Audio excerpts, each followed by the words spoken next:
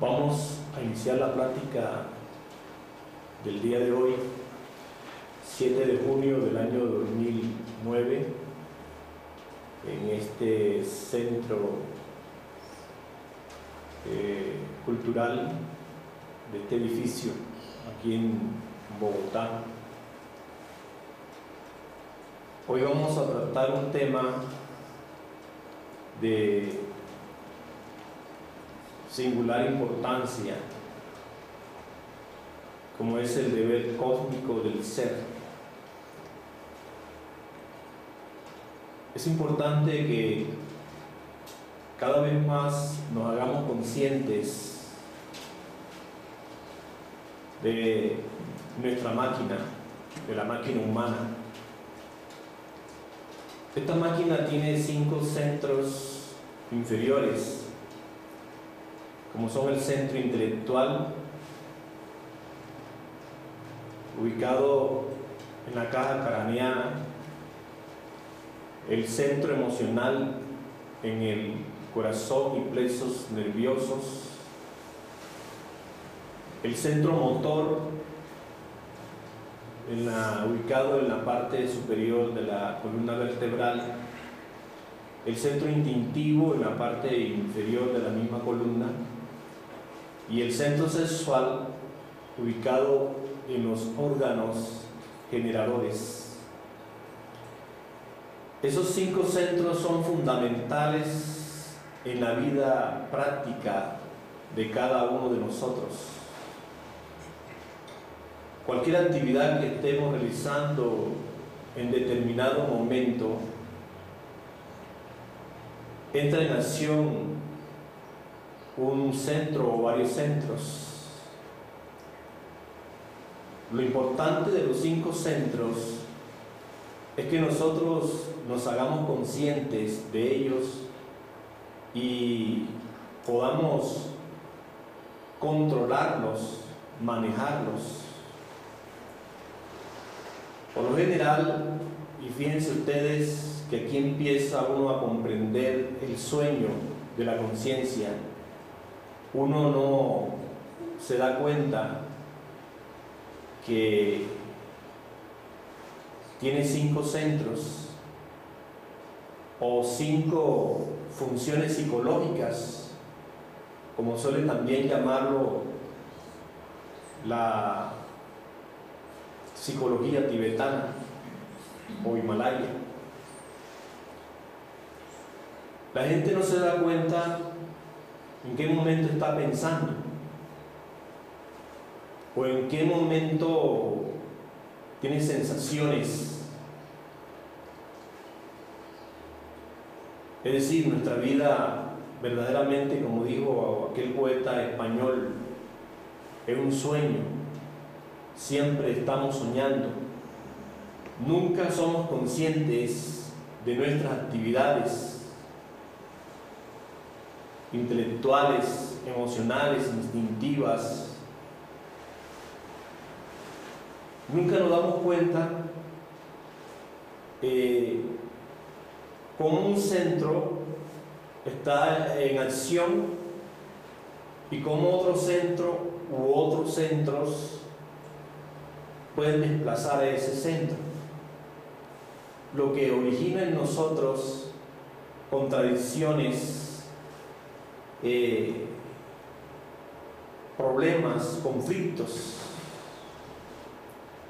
Un centro, por ejemplo, el instintivo, dice: quiero comer, tengo hambre,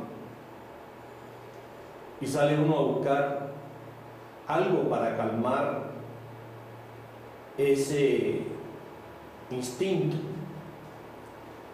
Pero luego entra en acción otro centro, dijéramos el emocional. Dice: voy a escuchar el último CD de tal cantante favorito. Y luego, cuando sale a buscar el CD para colocarlo en el instrumento y escucharlo, llega al centro pensante y dice: al diablo el CD, al diablo hambre, yo voy más bien a terminar el artículo que estaba leyendo en el periódico o a terminar la novela que estoy leyendo. Tan pronto uno toma el periódico o la novela, el libro, sale el centro motor diciéndolo, todo eso lo voy a dejar para luego. Yo mejor voy aquí a la esquina a visitar a mi amigo fulano de tal, y sale uno hacia allá. Todo eso ha pasado y está pasando sin que nos demos cuenta, sin que caigamos en cuenta cómo un centro entra en conflicto con otros centros, o cómo un centro se impone a los otros centros. De esta manera, pues, nuestra vida es completamente mecánica. Sin embargo, eso no lo aceptamos, pero fíjense que los hechos son hechos y ante los hechos tenemos que rendirnos. Así vivimos nosotros, controlados, manejados por los 5 centros inferiores. Cuando lo correcto sería que nosotros manejáramos esos 5 centros, los pusiéramos a disposición de nuestra vida de una manera mesurada, equilibrada. Uno mira a la gente y la gente le comenta a uno muchas cosas. La gente tiene muchos problemas. No me estoy refiriendo a los problemas sociales, políticos o económicos, sino a los problemas psicológicos. Gentes que sin que uno le dé cuerda comienzan a contar sus problemas. Pero esos problemas psicológicos, esos conflictos internos de nuestra psiquis, ¿de dónde provienen? Provienen del mal uso, de no saber utilizar esos 5 centros. Un centro de pronto nos produce desconfianza o temor, y obviamente ya estamos llenos de temores, de desconfianzas. Otro centro, sin embargo, obstruye la actividad de ese centro y ya nos pone a nosotros contentos, con alguna esperanza mecánica, con algo que nos dijo alguien. Pero un poco más adelante sale otro centro interviniendo y originando pues un verdadero batallar, una verdadera batalla en nuestra psiquis. Y uno de pronto, como cuando tenemos el cuerpo metido dentro del agua y necesitamos respirar y sacamos la cabeza, de pronto nosotros miramos a nuestro alrededor y decimos, bueno, pero no está pasando nada. ¿Qué está ocurriendo aquí a mi alrededor? No, efectivamente no está pasando nada. Sin embargo, tenemos la mente agitada, ya sea de temores, de preocupaciones y cosas así. Pero nadie se da cuenta qué está ocurriendo, porque ignoramos la existencia de esos 5 centros. No conocemos la actividad de la máquina humana. Desconocemos completamente cómo nos desenvolvemos en la vida. Por algo se ha dicho que nosotros vivimos por vivir, o vivimos para satisfacer ciertas sensaciones, pero que en realidad no nos estamos dando cuenta cómo es que esta máquina está actuando, cómo es que esta máquina es controlada, es manejada, y eso de por sí es espantosamente lamentable. Y estamos aquí para analizar ese asunto, y vamos a estudiar el deber cósmico. ¿En qué consiste ese deber cósmico del ser, o el deber parlón del ser, como le suelen también llamar ciertas corrientes psicológicas? Bueno, miremos el aspecto de estos 5 centros. Primero que todo, el centro intelectual. El centro intelectual lo utilizamos para pensar. De él salen ideas, salen conceptos, opiniones, pensamientos, razonamientos, raciocinios. Pero fíjense, entra al centro intelectual una idea, inmediatamente nosotros no corremos a averiguar de dónde sale esa idea. Es nuestro deber, porque se trata de no vivir mecánicamente. Pero uno viene en el avión, o va en la flota, o está en la sala de su casa, y la mente es atravesada por un pensamiento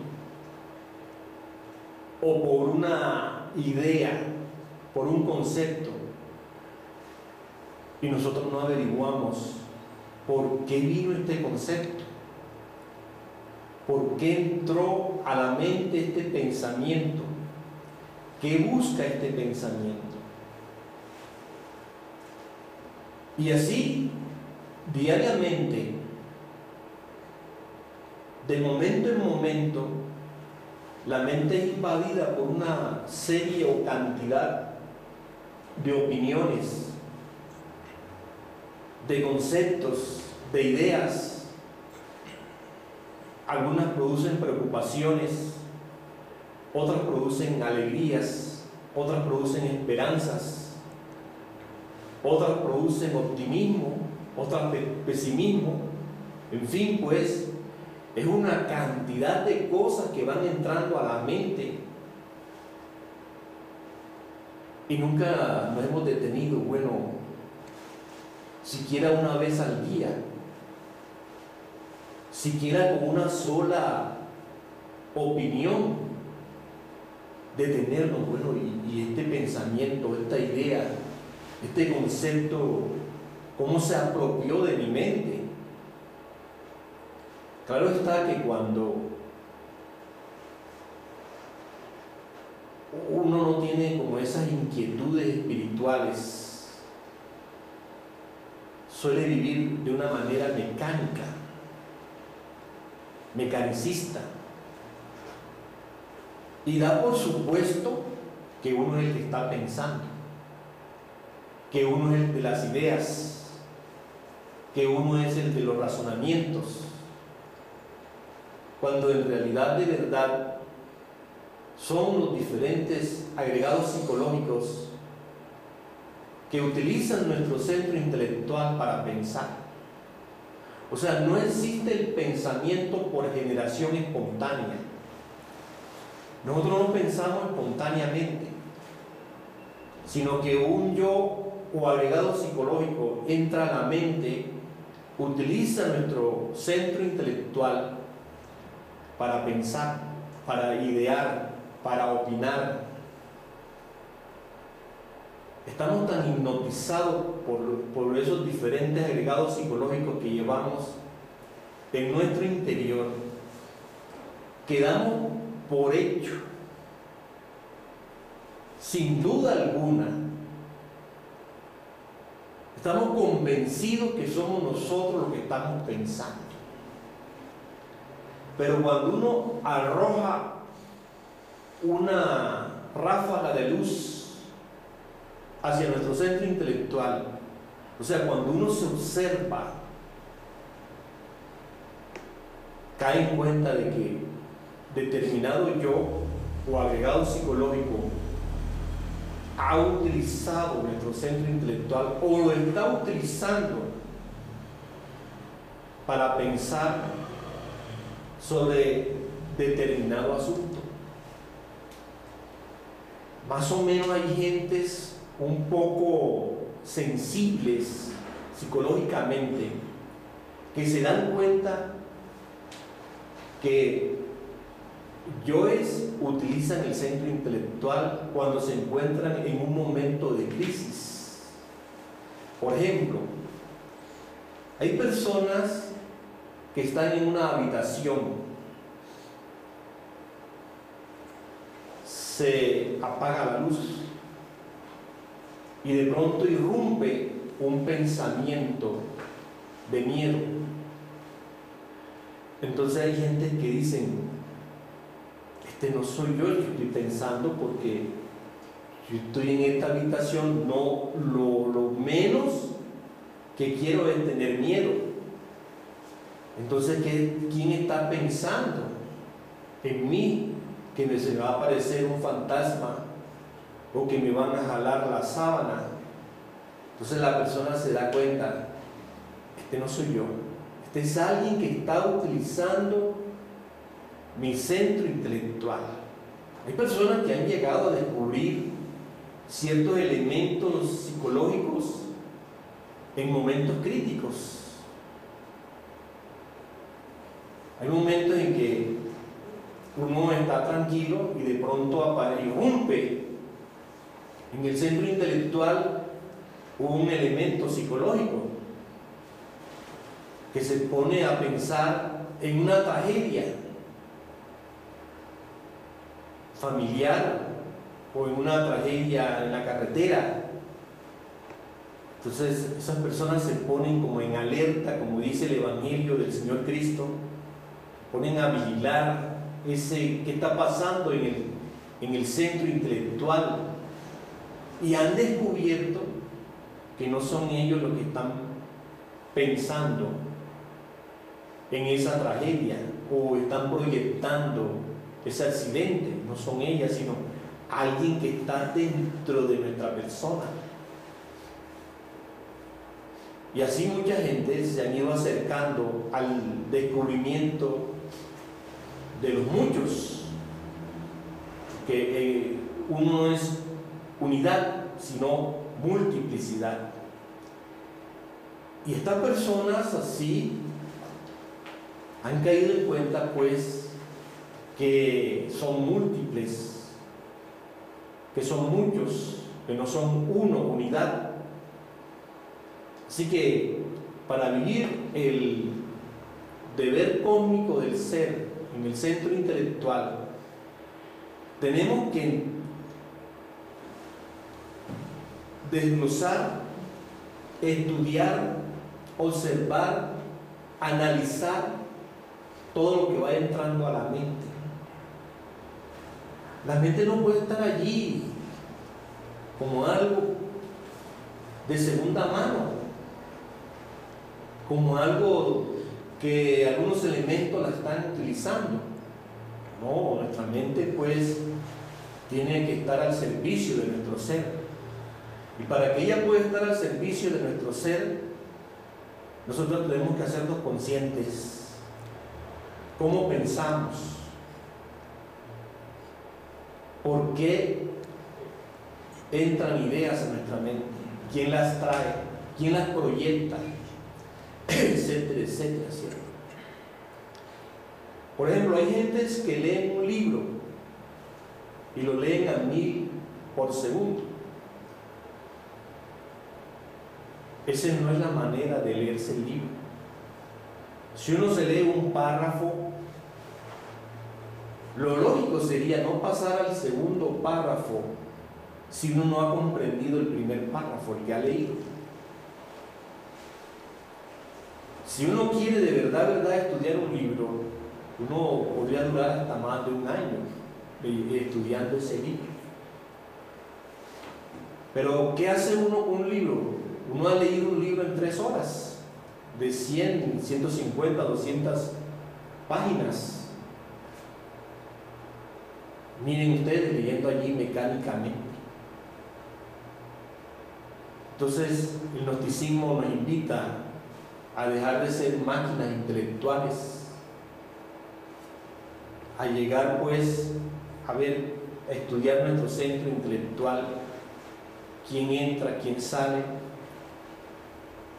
y eso que estamos nosotros leyendo, comprenderlo, no dejarlo así mecánicamente,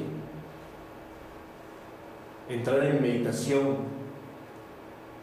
Qué bueno les sería a nosotros los terrícolas estudiar los libros sagrados de esa manera. Pero uno lee una cita bíblica y luego la interpreta de acuerdo a nuestro estado psicológico mecánico, a nuestro estado psicológico inferior.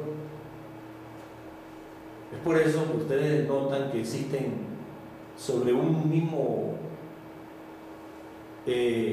versículo bíblico se apoyan 4, 5, 6 religiones o sectas religiosas. ¿A qué se debe eso? Que no leemos eso conscientemente, o no nos hacemos conscientes de lo que hemos leído. Así pues, lo invito a explorar el centro intelectual, a estar pendiente de él, a estar alerta y ver cuando un pensamiento lo atraviesa y uno se hipnotiza con ese pensamiento, se queda embobado con ese pensamiento o esa idea. Tenemos que hacernos conscientes quién es el que está pensando o quién es el que está emitiendo esa idea, ese concepto. Por eso es que la gente no sabe distinguir entre la realidad y el concepto. Cuando se le dice a las multitudes, los conceptos no son la realidad y nunca han sido la realidad. La gente no entiende eso, porque tenemos una forma dictatorial, pontificia,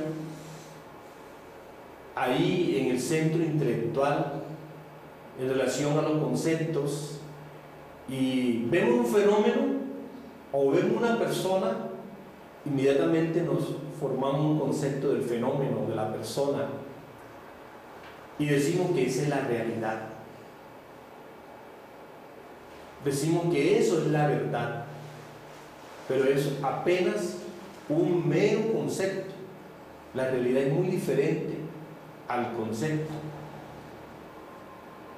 Para que no nos vuelva a suceder eso, es importante que nosotros pues exploremos el centro intelectual y no sigamos permitiendo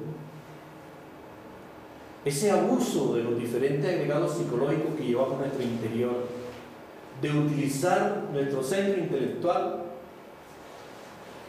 para decir, para pensar lo que le venga en gana.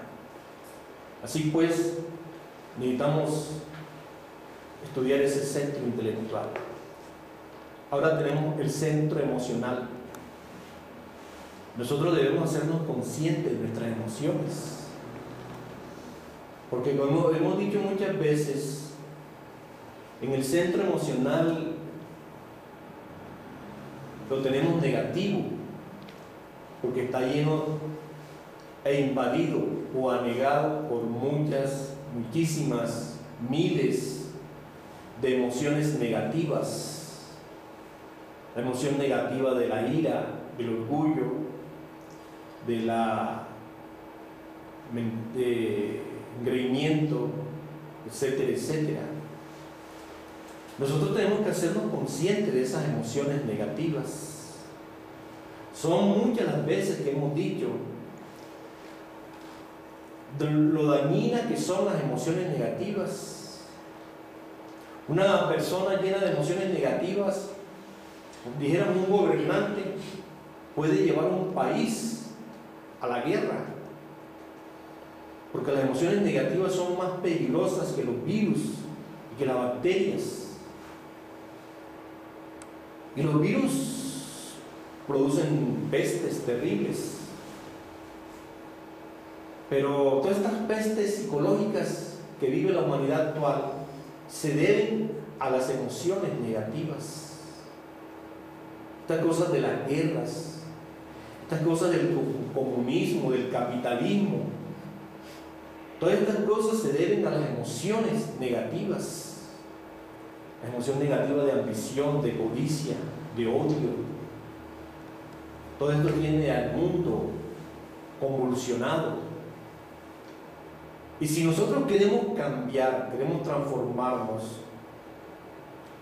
tenemos que hacernos conscientes de todas esas emociones que van surgiendo de nuestro centro emocional. Por ejemplo, que tenemos ira. ¿Por qué sale la ira? Que tenemos celos. ¿Por qué de los celos? Que tenemos envidia. El porqué de la envidia. Que estamos lujuriosos. Estamos emocionalmente lujuriosos. ¿Por qué de la lujuria?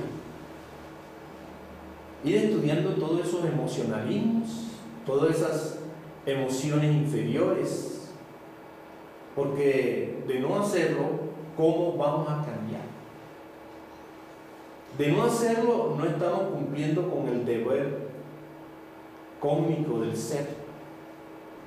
Es decir, le estamos dando prioridad a la manifestación del ego, no a la manifestación del ser. Porque cada vez que se expresa una emoción negativa, se está manifestando determinado yo psicológico. Se está manifestando determinado demonio, como lo llaman los egipcios, o determinado pecado, como lo llamamos nosotros los cristianos. Así que en nuestro estudio entra el explorar el centro emocional, el centro intelectual y cada uno de esos centros para conocer la actividad de cada uno de ellos y hacernos conscientes de nuestras famosas emociones negativas. Digo famosas porque tanto aquí como allá y acullá ellas mandan a la humanidad, están sobre la humanidad. Vemos de pronto un gobernante iracundo, rabioso, y manda a invadir un país. Y al invadir ese país van a caer niños, mujeres, ancianos, civiles que no tienen nada que ver, solo porque a ese señor lo quedó poseso de una emoción negativa, de ira, de venganza. Y entonces da la orden a un ejército también lleno de emociones negativas para que asesinen. Que las emociones negativas son terribles y la gente se mueve bajo el impulso de esas emociones negativas. Los problemas de toda índole, comenzando con los problemas personales, o los problemas conyugales, o los problemas ya en la familia, ya ahí en la sociedad, en el barrio, todo eso es movido por las emociones negativas. Y nosotros tenemos que hacernos conscientes. Cuando nos llega una emoción negativa, estudiarla, analizarla, el por qué tengo celos, de dónde vienen estos celos. Cuando tengo una ira, viene una ira, ¿por qué estoy en este estado tan deplorable? Este estado tan animalesco. Y ver pues por qué tengo esa emoción de ira, meditar en esa emoción de ira o de celos o de mentira, que voy a decir una mentira, ¿por qué tengo que mentir? Se justifica la mentira. ¿Por qué tengo que decir algo que no es? ¿Por qué tengo que alterar la verdad? Entonces, hacerme consciente de esa emoción negativa. Ahora, en cuanto al centro motor, o sea, la función psicológica motora, pues aquí tienen su origen todos nuestros hábitos, costumbres. Nosotros tenemos hábitos de toda índole, pero no nos hacemos conscientes de esos hábitos. El hábito de hablar mecánicamente, el hábito de hablar por hablar. Hábitos intelectuales, tenemos una enorme cantidad de hábitos intelectuales. Nosotros tenemos que darnos cuenta de esos hábitos, caer en cuenta de ellos. Sería lamentable pues que nosotros estemos metidos dentro de estas costumbres y hábitos y no nos demos cuenta cómo es que se producen estos hábitos, de dónde vienen, de dónde salen, cómo es que nos controlan los hábitos. Llegamos al aspecto más mecánico de los centros, como es la parte motora de ellos. Y en la parte motora de cada centro, ahí se encuentran los hábitos. Necesitamos estudiar esos hábitos. ¿Para qué? Para hacernos conscientes que los tenemos. Y si nos hacemos conscientes que los tenemos, los podemos eliminar. Los podemos reducir a polvareda cósmica. Uno es una caja de hábitos. Uno se da cuenta del momento en que el cuerpo físico se despierta, empieza el tumulto de hábitos a atropellarse. Y uno a tratar de que la máquina se frene, y esos hábitos tremendos que van llevando a la máquina a realizar lo mismo de siempre. Ustedes no se han dado cuenta que uno parece como una máquina de tren, siempre andando por el mismo carril. De ahí no nos queremos salir. Cuando de pronto se descarrila, por decirlo así, la vida de nosotros, o sea, de pronto el hábito que le toca en el momento siguiente es descarrilado, es manejado, ¿cómo se siente uno? Que las cosas no le están saliendo bien. Y ese no salirle bien produce en nosotros depresión, ansiedad, tristeza. ¿Cuántas veces uno no cae en un estado depresivo, un estado nostálgico, en un estado de tristeza, que está en el centro emocional, ¿cierto? Estado psicológico, pero que es producido por el centro, porque en el centro motor se descarriló algo. Entonces, ese hábito, esa costumbre, ese día no se da. Entonces uno parece que se le hubiera muerto a alguien, se siente triste, enguayabado. A veces hay gente que nos escriben o personas que nos hablan en conferencia, nos preguntan, o por ahí por la calle, ¿qué será esto? Que tengo unos días de estar en un cierto estado depresivo, en cierto estado de tristeza. Y uno le dice, observa los hábitos, observa las costumbres. Ahí puede encontrarse la respuesta a esa pregunta. Y efectivamente muchas personas después me dicen, sí, es que yo estaba acostumbrado a ver a mi esposa todos los días, pero como ella se fue para donde la mamá o se fue para donde los hijos, entonces me encuentro en ese estado de tristeza, producto de un hábito, ¿cierto? Entonces la gente cae en esos estados depresivos, lamentables, por los hábitos. Y al revés, o viceversa, cuando el hábito es complacido, sentimos que estamos viviendo, sentimos que estamos extraordinariamente bien, pero es el producto de ese hábito que se está complaciendo. Así pues, el noticismo nos invita a que estudiemos el centro motor. Estudiar el centro motor es estudiar nuestros hábitos, nuestras costumbres, todo eso que nos vuelve completamente mecánicos a nosotros. Tenemos que meditar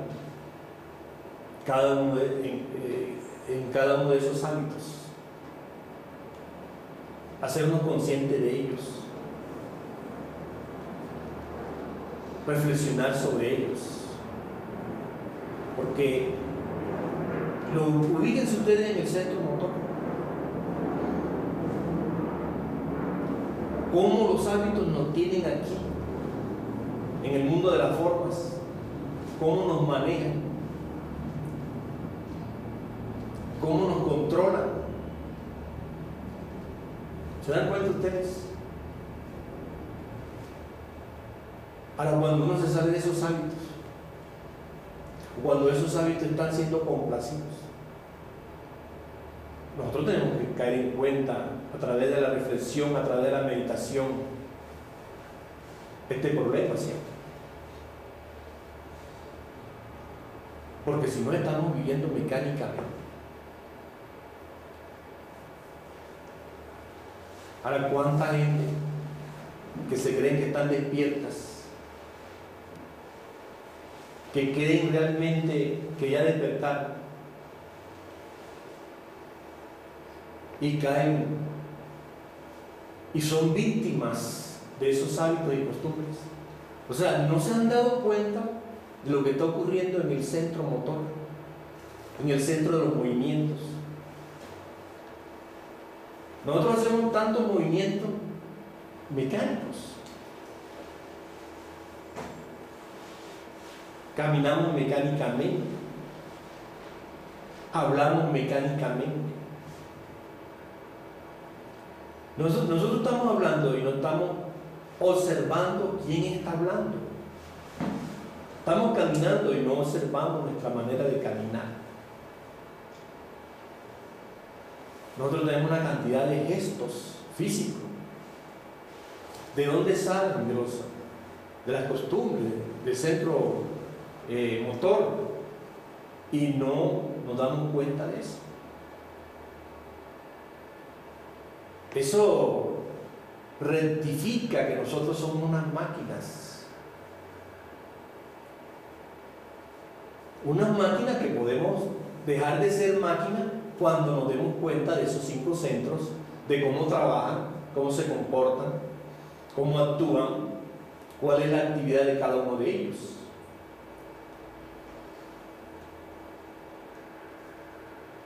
Pero sin que nos demos cuenta de esos hábitos, dijéramos acá en el centro del movimiento, ¿cómo vamos a vivir de una manera diferente, distinta? ¿Ustedes han visto ese fenómeno? El fenómeno de los hábitos. Les pregunto, pues, de las costumbres. ¿Han visto eso alguna vez? No. Sí lo han visto. Han reflexionado sobre ellos. ¿Ha meditado sobre esos hábitos? Bueno, todo eso es importante, que nos demos cuenta pues de esos hábitos. Y en cuanto al centro instintivo, tenemos muchos instintos. Instinto de conservación, instinto de ataque, instinto, hay una cantidad interminable, pero nunca nos hemos hecho conscientes de los instintos, ¿cierto? Una vez cuando estaba observando un documental de los animales de la selva, nos maravillamos cómo estos se dejan guiar por los instintos, pero nosotros no nos dejamos guiar por los instintos, por lo que los instintos de nosotros se pervirtieron en el momento en que caímos en la generación animal, en el momento en que en la mitad de la Lemuria cometimos el grave error de perder pues la potencia sexual. Nuestros instintos se convirtieron en instintos bestializados, ¿cierto? Sin embargo, nosotros tenemos que observar nuestras sensaciones. Nuestras sensaciones vienen de los instintos. Y los instintos, y las sensaciones se quieren satisfacer. Así que es de gran importancia que observemos nuestra parte instintiva. Hay algunas personas que no se dan cuenta que tienen una parte instintiva, como hay otros que no se dan cuenta que tienen una parte emocional o intelectual. Hay personas tan instintivizadas, pero que realmente no se dan cuenta que son así, que están manejadas, controladas por los instintos.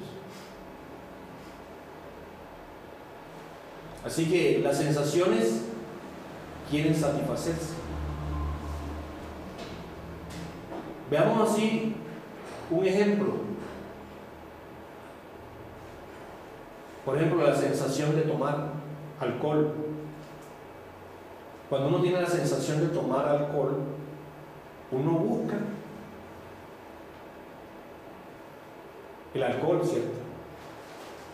Sale por allí a buscar el alcohol. Y si no tiene dinero, sale por allí a conseguir dinero. Porque la sensación de tomar quiere satisfacerse.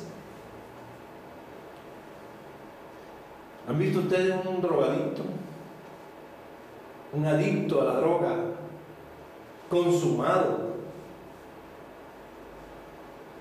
cuando no tiene la droga, cuando quiere satisfacer esa sensación, ¿qué pasa? Sale a buscar, a satisfacer esa sensación. Y así en lo sexual y en todas esas sensaciones que van saliendo de cada uno de nosotros, quieren satisfacerse. Y nosotros tenemos que hacernos conscientes de esas sensaciones. Porque uno dice, tengo ganas de tomarme unos aguardientes. Tiene esa sensación y uno no se pone a mirar y de dónde sale esta sensación.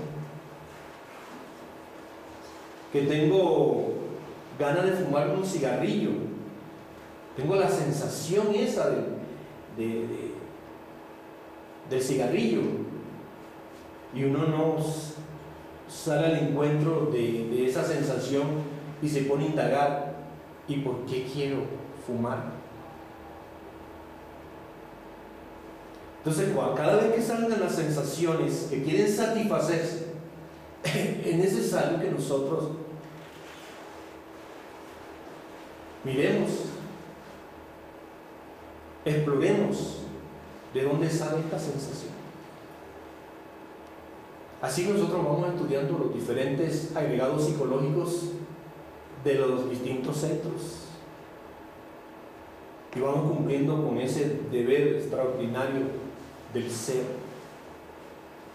En cuanto al sexo, a la sensualidad y a la fuerza esa maravillosa sexual, también es algo que nosotros nunca nos hemos hecho conscientes. Tenemos un centro sexual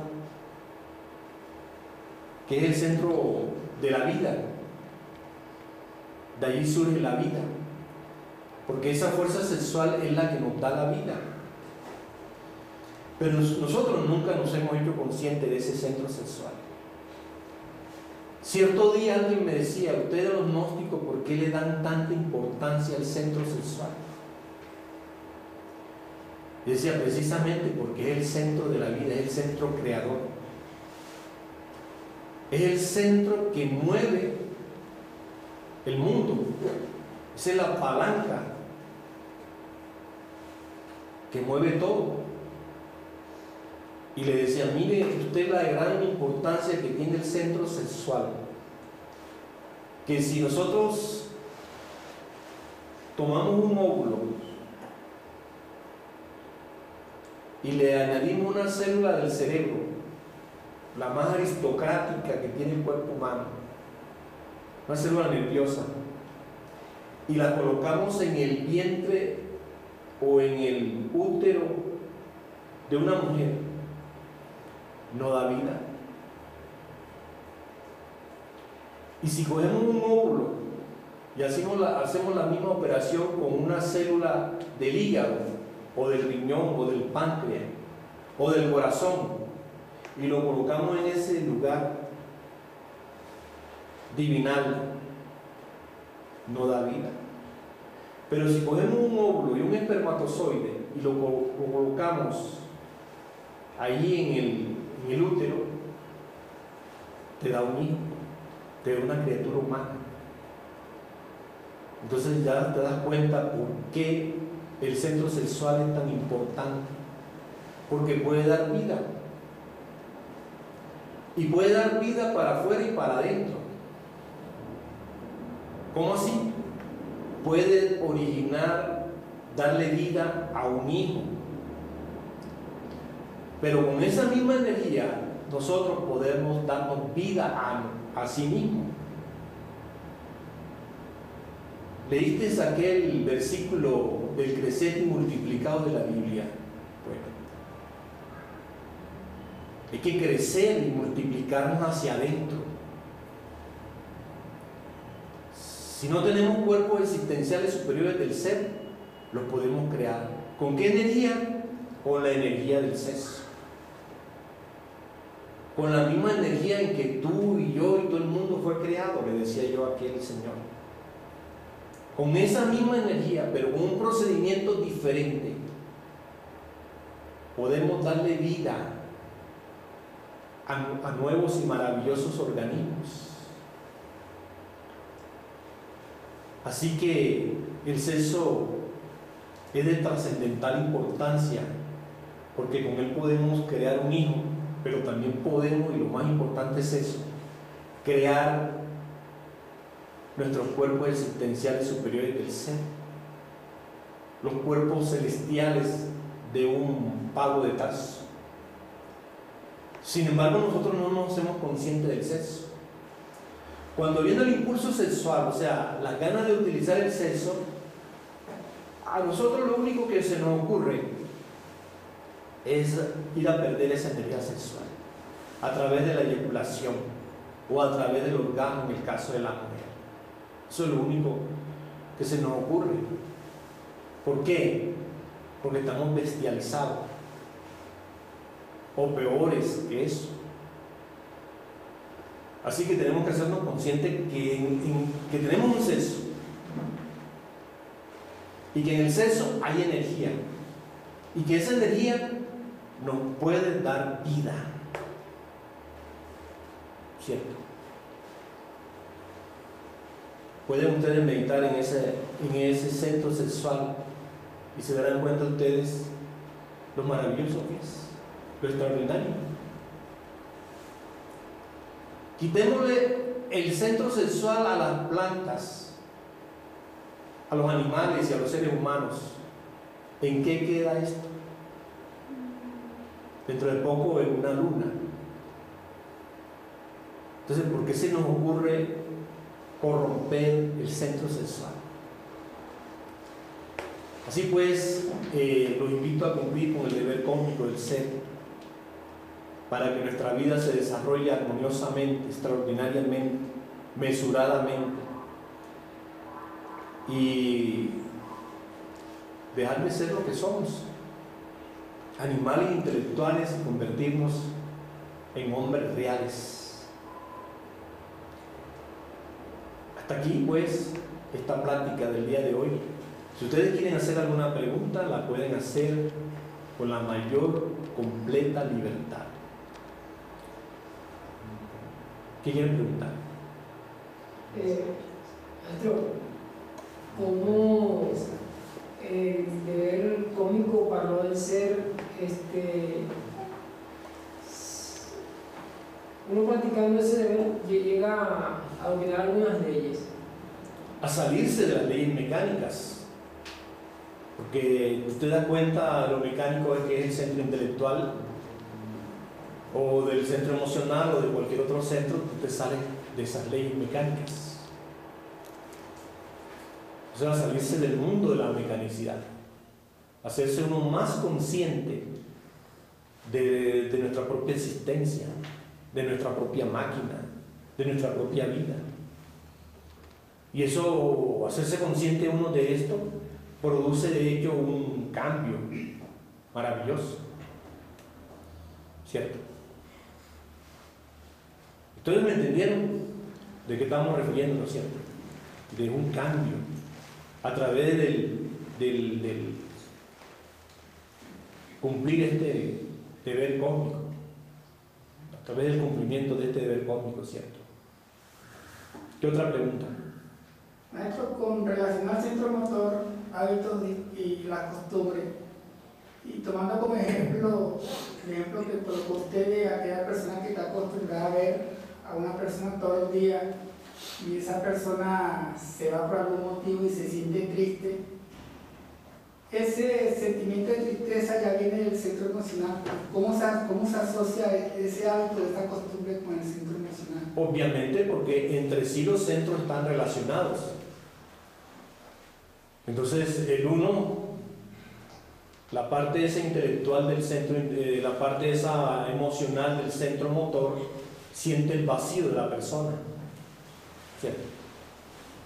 Al sentir el vacío de la persona se siente pues esa tristeza.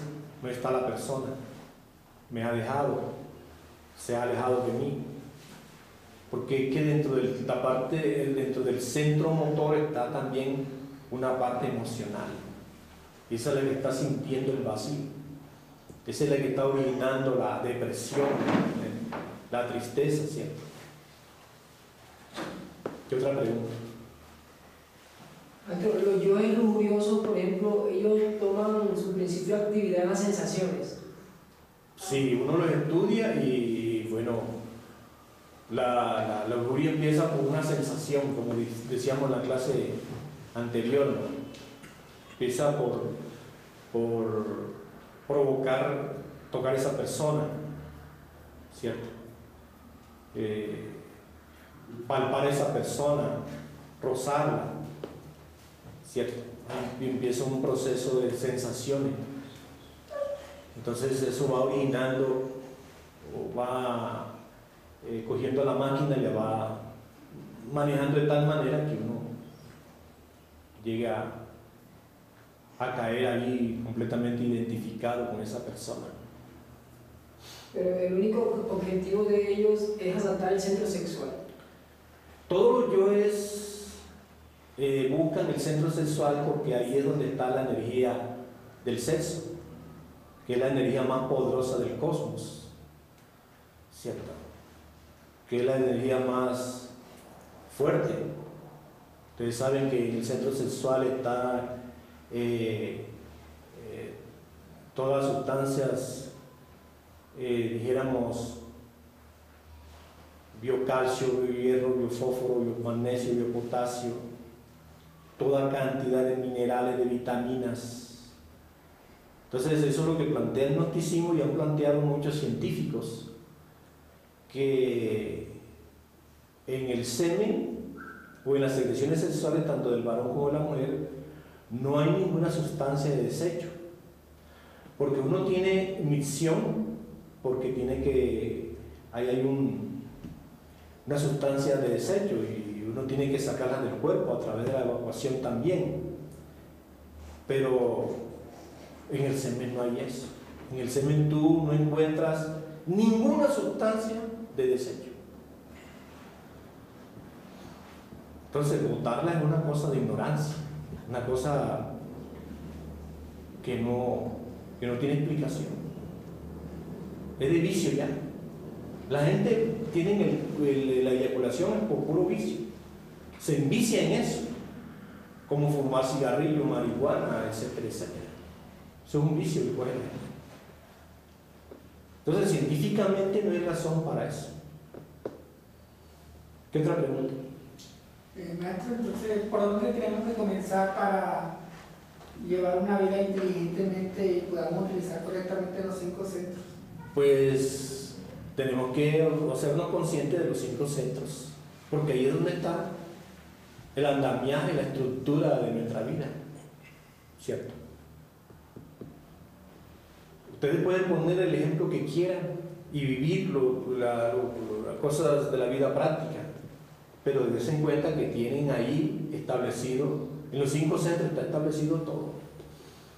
Si van a pensar, ¿qué centro utilizan? El del pensamiento. Si van a sentir, el de la emoción. Si van a caminar, el del motor. Si van a comer, tienen la sensación de hambre, el instinto y el impulso sexual. Así que todo radica allí en los 5 centros. No hay cosa que no se den dentro de los 5 centros. Aquí, si no se estudian, no se analiza esta cuestión, ¿cómo vamos a transformar nuestra vida? ¿Qué otra pregunta? Desarrollando estos 5 centros, ¿ellos seguirán siendo inferiores? En relación a los 2 centros superiores, sí, obviamente. El centro emocional superior, que tiene relación con el cuerpo astral, y el centro intelectual superior, que tiene relación con el cuerpo mental, en relación a ellos, ¿cierto? Ahora, algunos psicólogos opinan que el centro intelectual y el emocional son superiores al centro instintivo y motor. Son cuestiones de opiniones, ¿cierto? O cuestiones de relacionar algo con algo. Pero de todas maneras, por donde tenemos que comenzar es a equilibrar esos 5 centros inferiores. Cuando estén equilibrados, entonces se enchufan con los 2 centros superiores. Entonces quedamos armonizados, quedamos completamente, dijéramos, viviendo una vida extraordinaria. ¿Qué otra pregunta? Pero ya conectados los 5 centros inferiores con los 2 centros superiores, ¿cómo trabajaría el intelectual superior con el intelectual inferior o el emocional superior con el intelectual inferior? El intelectual inferior quedaría al servicio, dijéramos, para identificar las cosas acá en el mundo tridimensional. O sea, dónde vive uno, cuáles son sus amigos de uno, y así, cosas sensuales. Y obviamente el centro emocional superior pues ya es controlado por el ser de uno, directamente pues vive allí, ¿cierto? Bueno, entonces muchas gracias por la atención prestada y hasta aquí pues.